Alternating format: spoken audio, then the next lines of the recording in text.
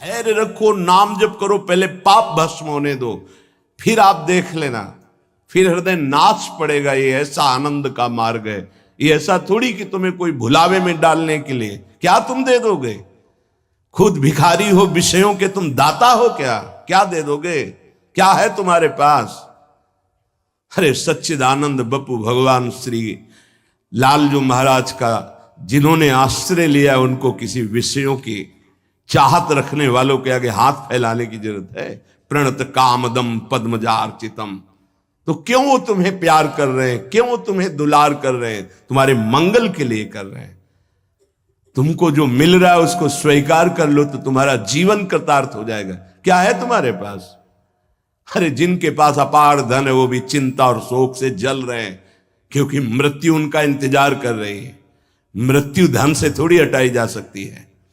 मृत्यु का भय किसी पद से नहीं हटाया जा सकता, किसी वैभव से नहीं हटाया जाता। मृत्यु का प्रहार शरीर पर है। शरीर राग त्यागी ही मृत्यु भय से मुक्त है।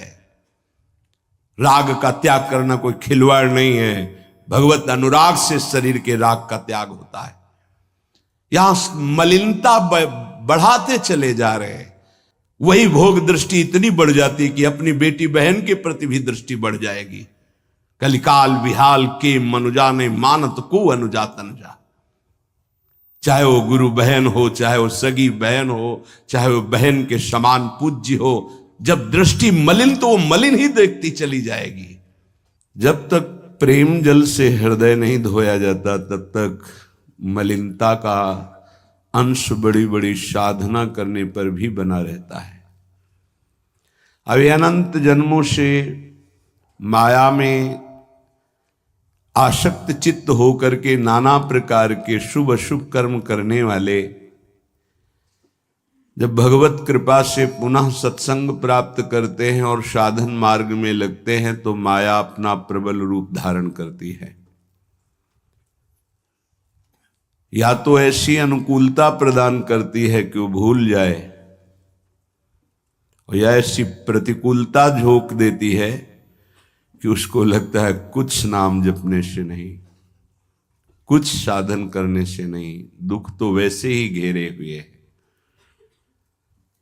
धैर्य छूट जाता है और भगवत मार्ग से विमुख आचरण करने लगता है। इसलिए उपासक को बहुत सरल ढंग से समझना चाहिए कि पुरानी फसल यदि बाजरा बोई है और बाजरा की रोटी मिल रही तो अगली फसल गेहूं बो दिया तो कल ही नहीं रोटी बना लोगे।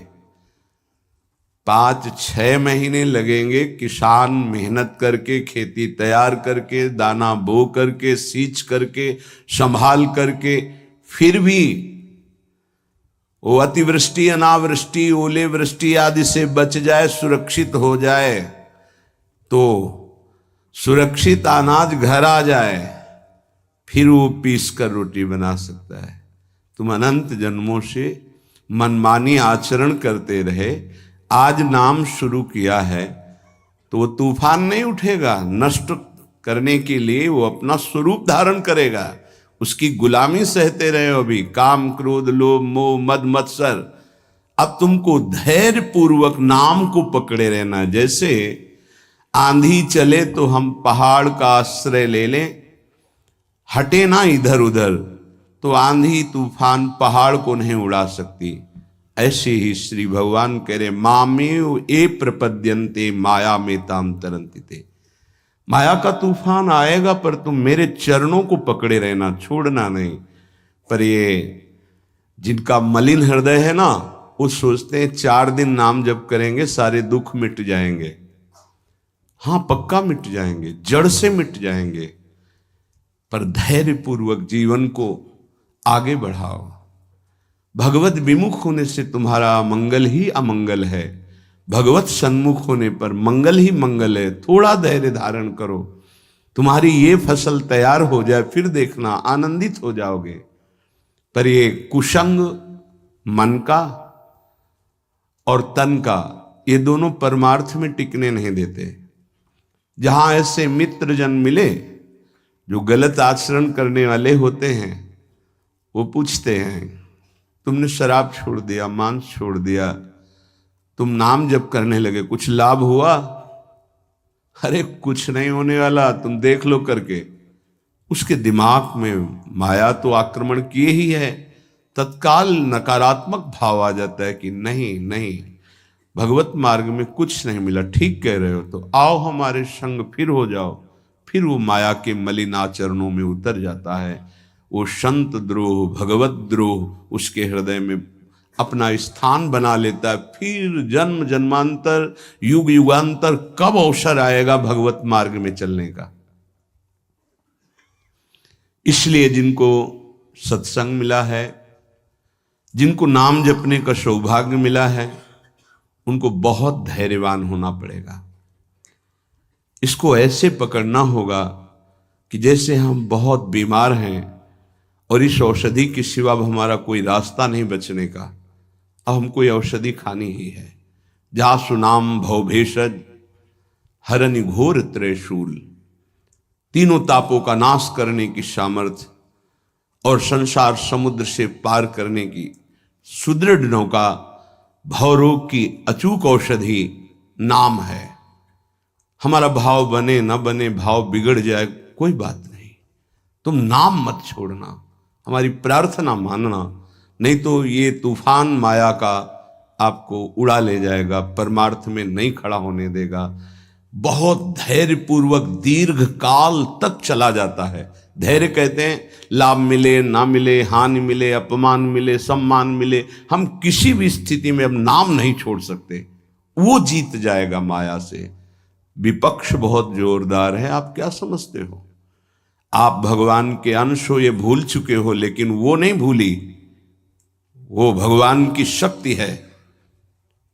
भगवान कह रहे हैं मम माया दुरत्य, मम माया, मम मेरी है। जैसे ममैवांशो आपको बोला तो विपक्ष को भी बोला मम माया। अब आपको सावधान करने के लिए भगवान ही संत, गुरुदेव, शास्त्र इस रूप में संबोधन करते हैं। तो अगर आप इनकी बात मान जाओगे तो माया भगवती कृपा करेंगी और अपना प्रभाव समेट लेंगी, और यदि आप इनकी अवहेलना, उल्लंघन करोगे तो फिर उनके प्रभाव से बड़े बड़े ज्ञानी परास्त हो गए हैं। जो माया बहुबार नचावा, जास चरित को लख नहीं पावा, ऐसी विचित्र है, बहुत बहुत विचित्र।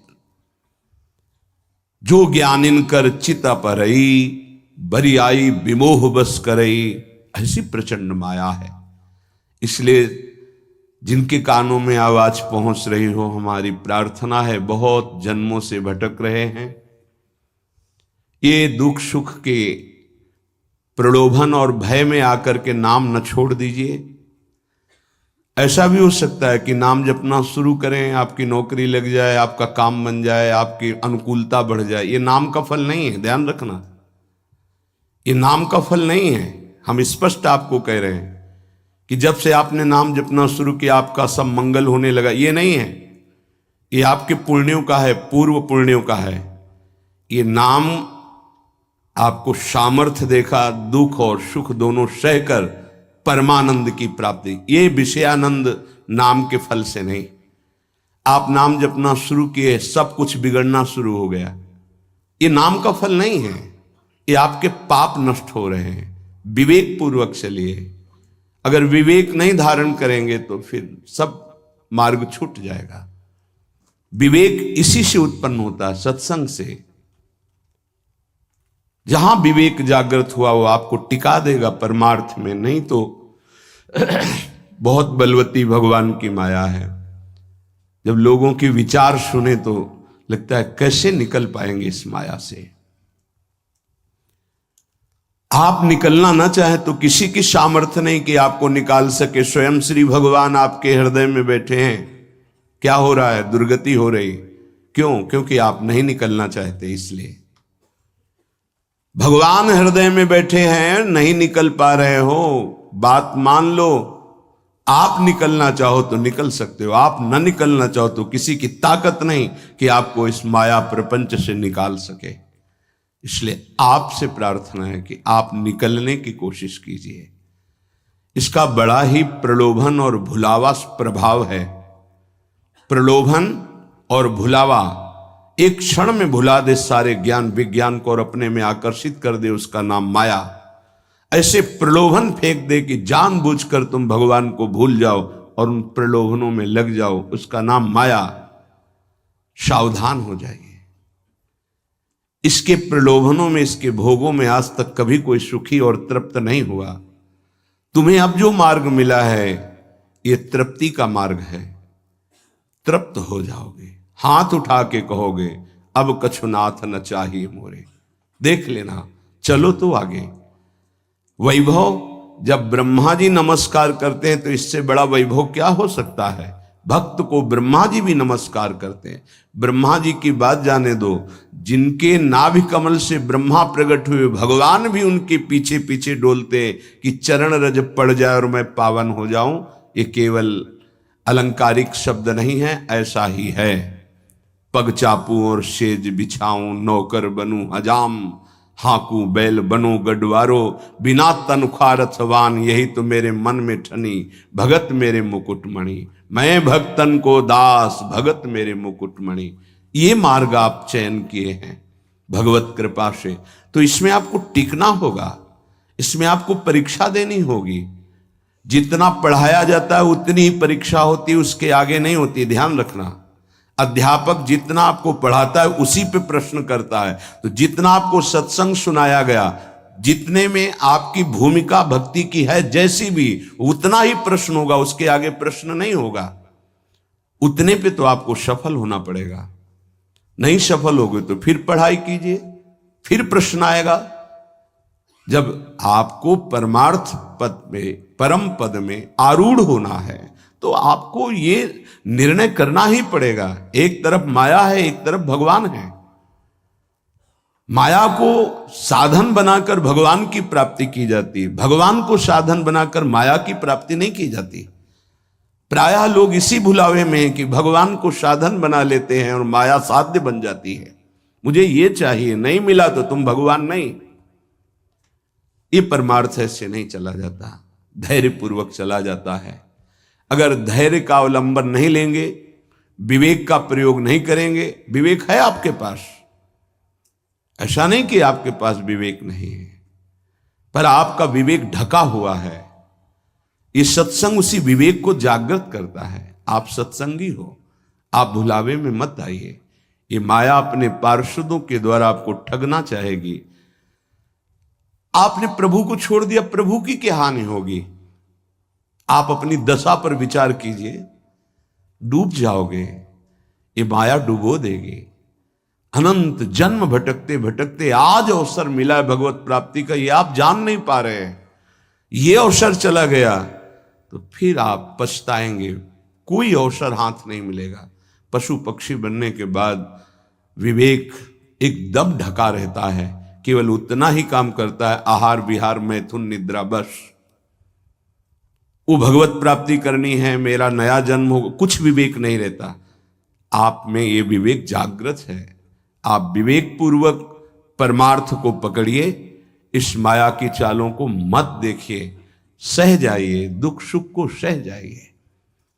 श्रीपाद प्रबोधानंद जी महाराज कहते हैं, रहस्यानामे तत्परम सुरहस्यम हरिरसोत्, सर्वानामाश्चर्योन्मदरस विलासोत्सवमिदं स्वरोचि नित्यानामति परम नित्योज्ज्वलमिदं यदेतत् श्री वृंदावनमिः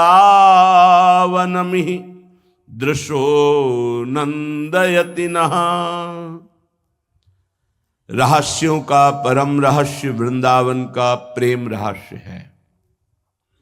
कल किसी ने प्रश्न किया कि जब श्री जी मिल जाती हैं तो कैसा आनंद होता है। कैसे कोई बता सकता है।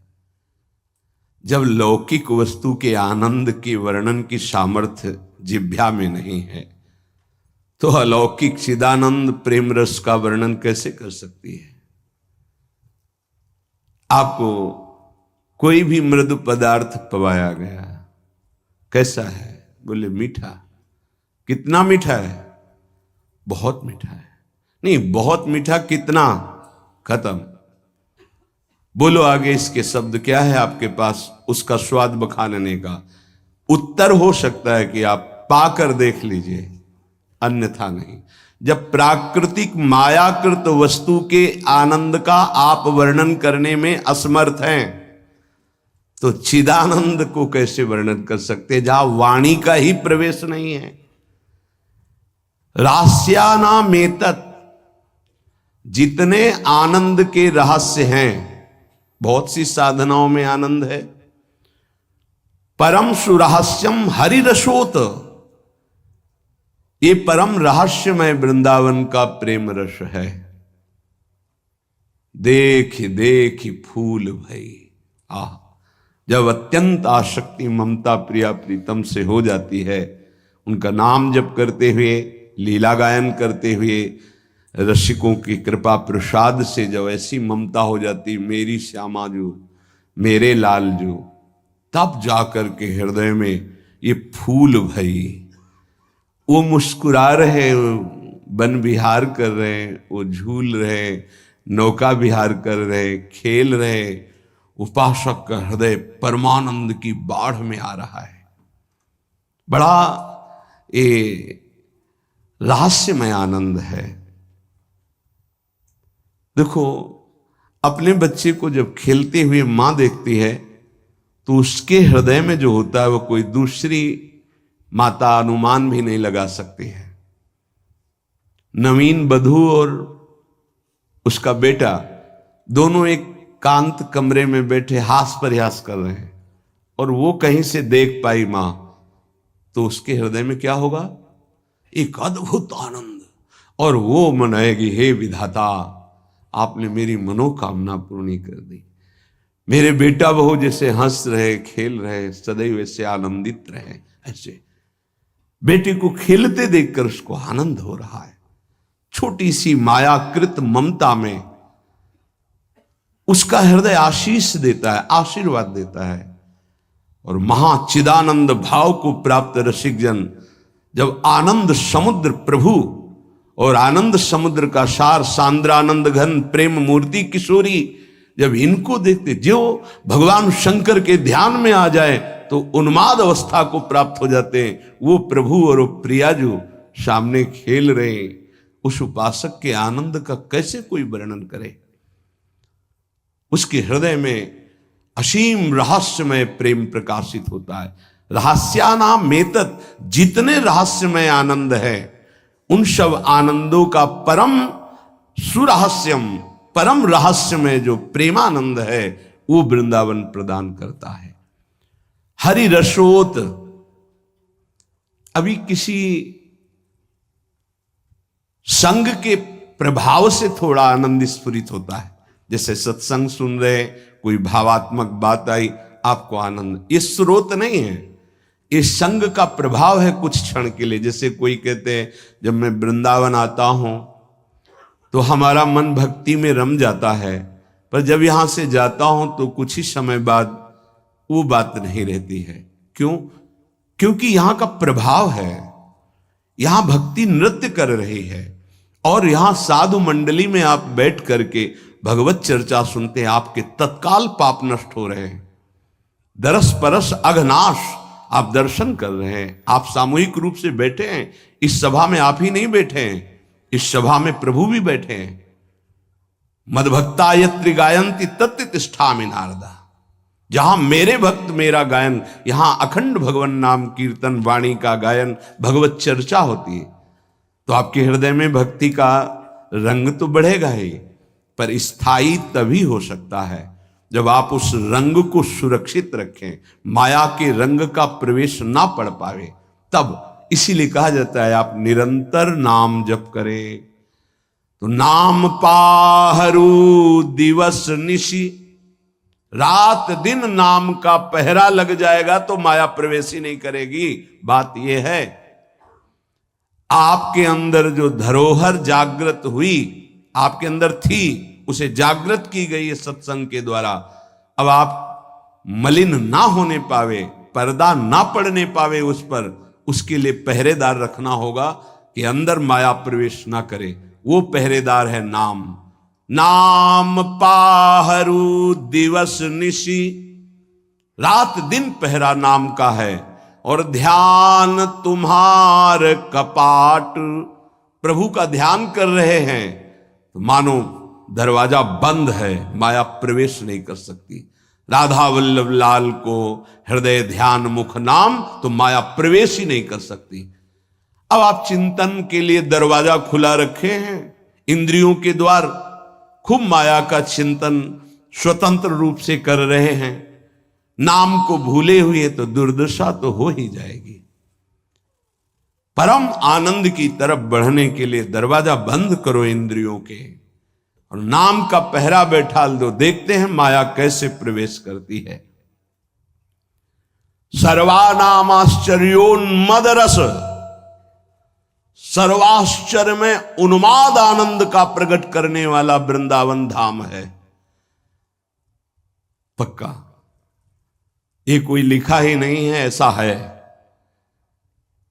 रात दिन में कब कैसी वृत्ति चढ़ जाए कुछ पता नहीं चलता। कोई साधन की गाढ़ अवस्था नहीं, तत्काल गाढ़ अवस्था प्रदान करता है वृंदावन।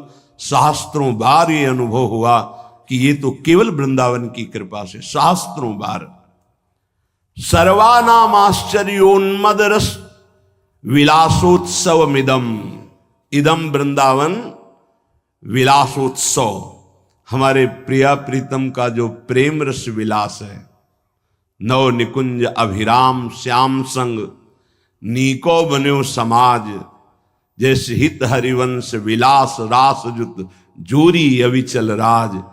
यहां बड़े बड़ों का प्रवेश नहीं है, पर कृपा हो जाए तो तिनका भी प्रवेश कर जाए। इसीलिए अपने लोग जो किसी योग्य नहीं है, केवल कृपा से प्रवेश पा रहे हैं। ये बड़ा दुर्लभ है प्रिया प्रीतम का साक्षात्कार, प्रिया प्रीतम की सेवा, प्रिया प्रीतम का प्रेम। स्वारोचि नित्यानामति परम नित्योज्वलमिदम। जितने भी स्वयं प्रकाश नित्य चिदानंद आनंद हैं, उन सबको प्रकाशित करने वाला यह वृंदावन है। यहां तक कि प्रिया प्रीतम को भी अपने प्रेम रंग में रंग देता है वृंदावन। प्रिया प्रीतम भी वृंदावन के गुण गाते हैं श्रीमुख से, और वृंदावन के प्रेम में उन्मत्त हो जाते हैं। ऐसा वृंदावन। यदेतत् श्री वृंदावन में ही दृश्यो नंदयति नहा। अब तो मेरे नेत्र और मेरा हृदय केवल केवल वृंदावन का आश्रय लेकर आनंदित है। अनन्य आश्रय बहुत बड़ा बल होता है। जिसने वृंदावन का आश्रय ले लिया, उसके लिए कुछ दुर्लभ नहीं है। देखो, एक बार पाप भस्म होने तक आप धैर्य धारण कीजिए। जब तक आपके पाप भस्म नहीं होते, तब तक आप धाम नाम रूप लीला का जबरदस्ती आश्रय लीजिए। ये बात हमारी आप समझने की चेष्टा कीजिए। जब आप ये बात नहीं समझते हैं तो आप विचलित हो जाते हैं। अब हमारी तो अश्रद्धा हो रही है, हमारा काम नहीं बन रहा है। तुम नहीं समझते हो, एक साथ सब काम बन जाएंगे, एक सेकंड में बन जाएंगे। बस तुम धैर्य रखो। जब तक तुम्हारे पाप नष्ट नहीं होते, तब तक तुम धैर्य रखो। फिर आगे का रास्ता तुम खुद भाग पड़ोगे प्रभु की तरफ। अभी ये पाप तुम्हारे अंदर संशय, विपरीत भावना, ये सब पैदा कर रहे हैं। तुम धैर्य पूर्वक चलो, खूब सत्संग सुनो, नाम जप करो। फिर आप देखना ये नाम, ये धाम, ये रूप, ये लीला कैसे परमानंद की बाढ़ आपके हृदय में लाती है। इन वस्तुओं का महत्व, धन का महत्व, भोगों का महत्व इतना बढ़ गया है कि हम प्रभु की बात सुनते हैं, पर इतना महत्व प्रभु के प्रति नहीं आता। ये हमारा हृदय मोहाविष्ट हो गया है। गोस्वामी श्री तुलसीदास जी महाराज कहते, मोह जनित मल लाग विविध विधि, कोटिहु जतन न जाई, जन्म जन्म अभ्यास निरत चित, ये अधिक अधिक लपटाई, मोह जनित मल लाग विविध विधि, कोटिहु जतन न जाई, जन्म जन्म अभ्यास निरत चित, अधिक अधिक लपटाई। एक एक शब्द स्पष्ट वर्णन कर रहे हैं। ये मोह से मोह माने होता है अज्ञान। मोह अज्ञान से उत्पन्न हुआ भोगाकर्षण ये पाप है। ये भोगाकर्षण पाप हमारे हृदय में मल बन के लग गया, जैसे दर्पण के ऊपर मल लग जाए। अब ये करोड़ों और उपाय करो, छूटने वाला नहीं, बहुत ही पक्का मल लग गया है। अब उस मल से जो सोच उत्पन्न हो रही वो मल वाली ही हो रही, पाप वाली ही हो रही, मोह जनित, अज्ञान जनित। ये पापाभ्यासी मन और इंद्रियां जन्म जन्म अभ्यास निरत चित्त, चिंतन करने वाला चित्त, मनन करने वाला, संकल्प विकल्प करने वाला मन, एक ही चार रूपों में वर्णन है। निश्चय करने के कारण बुद्धि, स्वीकृति के कारण अहंकार, अज्ञान के कारण, मोह के कारण ऐसी कामना वासनाएं हुई जिससे जन्म जन्म पाप होते रहे। पाप हमारे हृदय में ऐसे मल रूप से चिपक गया कि सही बात दिखाई नहीं दे रही। जैसे दर्पण साफ करो तो अपना सही स्वरूप दिखाई दे, अब वो मल लगा है तो दिखाई नहीं दे रहा। अब जितने विचार हो रहे हो मल वाले हो रहे हैं। अब निर्मल वाणी उसको समझ में नहीं आएगी। संत महात्मा शास्त्र गुरुदेव इनकी निर्मल वाणी उसके अंदर क्यों म्यों प्रश्न संशय, क्योंकि मल है। जन्म जन्म अभ्यास इसी मल का किया है।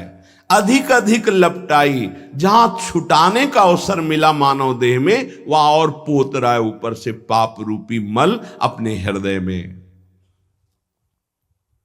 नयन मलिन पर नारी निरखी, मन मलिन विषय संग लागे,